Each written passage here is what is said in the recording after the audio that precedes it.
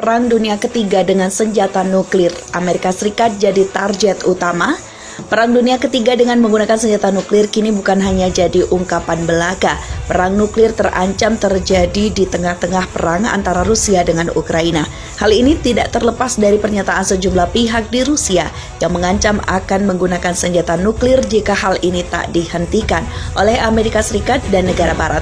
Penyebabnya lantaran Amerika Serikat dan negara Barat masih ikut campur urusan Rusia di Ukraina.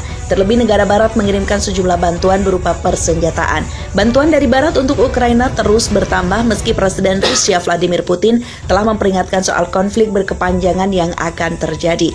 Kemudian, presenter televisi Rusia Vladimir Solovyov memperingatkan bahwa ancaman perang nuklir dapat terjadi menyusul banyaknya bantuan yang diberikan Barat pada Ukraina. Kita sedang menghadapi halaman berdarah sejarah dunia karena perang nuklir akan segera terjadi. Semuanya bergerak ke arah itu. Saya harap kita akan hidup melalui ini, katanya di saluran Rusia 1, dikutip dari Express dilansir dari tribunnews.com berjudul Pendukung Putin, beri ancaman sebut perang nuklir akan terjadi. Kesal Barat terus bantu Ukraina. Menurutnya jika bantuan Barat untuk Ukraina terus berkembang, ia menyebut hanya muatan yang bisa bertahan, sebab sisanya akan hancur dalam serangan nuklir. Jika semuanya terus berkembang seperti itu, hanya beberapa muatan di Danau Baikal yang akan bertahan. Sisanya akan dihancurkan dalam serangan nuklir besar-besaran. Karena jika NATO memutuskan mereka dapat menempatkan apapun yang mereka inginkan di perbatasan kami, mereka akan mengirim lebih banyak senjata Amerika ke Ukraina. Ukraina akan menembak dan akhirnya mengenai salah satu pembangkit listrik tenaga nuklir kami, ujarnya. Bahkan presenter yang juga dikenal sebagai suara Putin itu mengungkapkan pernyataannya yang membuat takut. Prosesnya akan dengan cepat menjadi tidak terkendali. Semua orang akan mendapatkan apa yang mereka minta. Bang, dan tidak ada yang tersisa, tuturnya. Panelis Vitali Treyakov, seorang penulis politik yang juga menimpali dengan pesan yang membingungkan. Ya, kita harus bahagia, kecuali orang-orang muda. Mungkin tidak berbagi definisi kebahagiaan ini. Kami akhirnya tiba. Inilah pertempuran terakhir dan menentukan kami, tandasnya. Seperti diketahui, Presiden Rusia telah menggunakan ancaman perang nuklir sejak awal konflik pada Februari. Putin juga sempat menempatkan pasukan nuklirnya dalam siaga tinggi untuk mengirim pesan kuat ke Barat agar tidak mengganggu rencananya untuk Ukraina.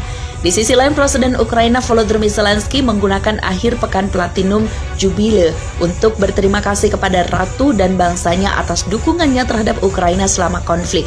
Zelensky juga sangat berterima kasih kepada Perdana Menteri Boris Johnson dengan mengatakan bahwa PM memiliki pemahaman baik tentang kebutuhan Ukraina.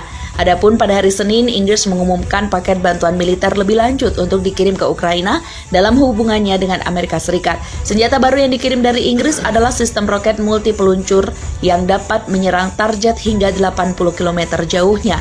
Dalam pidato televisi, Presiden Zelensky mengaku berterima kasih kepada Boris Johnson. Saya berterima kasih kepada Perdana Menteri Boris Johnson atas pemahaman penuh atas tuntutan dan kesiapan kami untuk memberikan Ukraina senjata yang sangat dibutuhkan untuk melindungi kehidupan rakyat kami, ujarnya. Baru-baru ini Interpol memperkirakan ada peningkatan perdagangan senjata ilegal setelah konflik yang terjadi di Ukraina.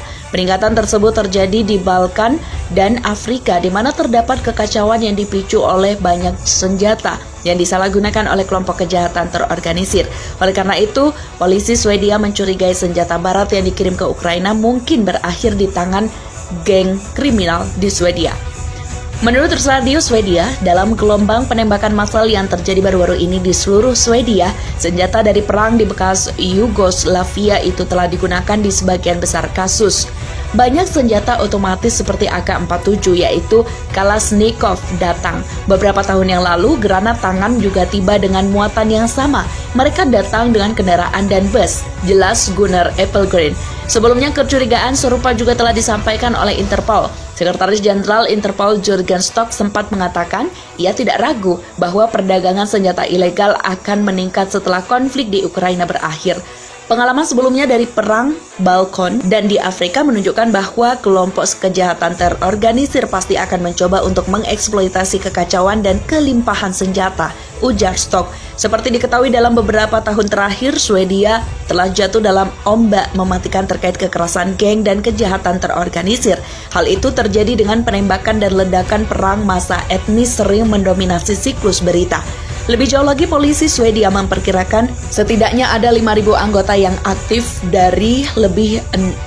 di lebih dari 60 zona dilarang di negara itu. Zona itu secara resmi disebut sebagai daerah rentan atau daerah pengecualian dan menyebutkan sekitar 40 klan kriminal, beberapa di antaranya yang muncul di Swedia dari luar negeri yang semata-mata untuk tujuan kegiatan kriminal. Sejak dimulainya operasi khusus Rusia di Ukraina untuk demilitarisasi dan denazifikasi negara dan melindungi penduduk Republik Rakyat Donbas, Kiev telah menikmati pengiriman senjata besar-besaran dari seluruh dunia barat.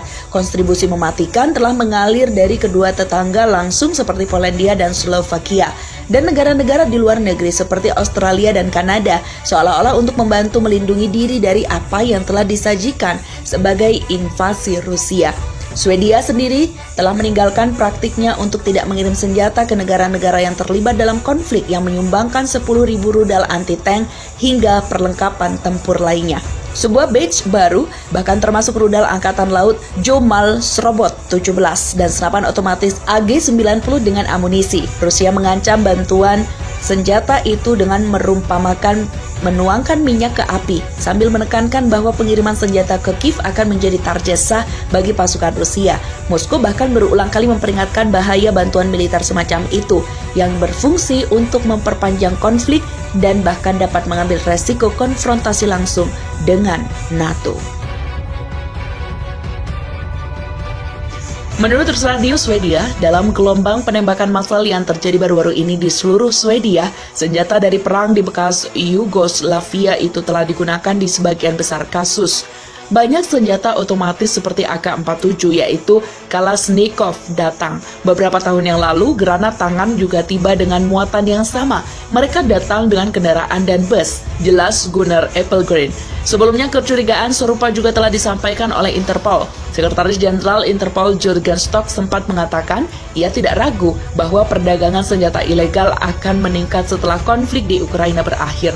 Pengalaman sebelumnya dari perang Balkan dan di Afrika menunjukkan bahwa kelompok kejahatan terorganisir pasti akan mencoba untuk mengeksploitasi kekacauan dan kelimpahan senjata, ujar Stock. Seperti diketahui dalam beberapa tahun terakhir, Swedia telah jatuh dalam ombak mematikan terkait kekerasan geng dan kejahatan terorganisir. Hal itu terjadi dengan penembakan dan ledakan perang massa etnis sering mendominasi siklus berita. Lebih jauh lagi, polisi Swedia memperkirakan setidaknya ada 5.000 anggota yang aktif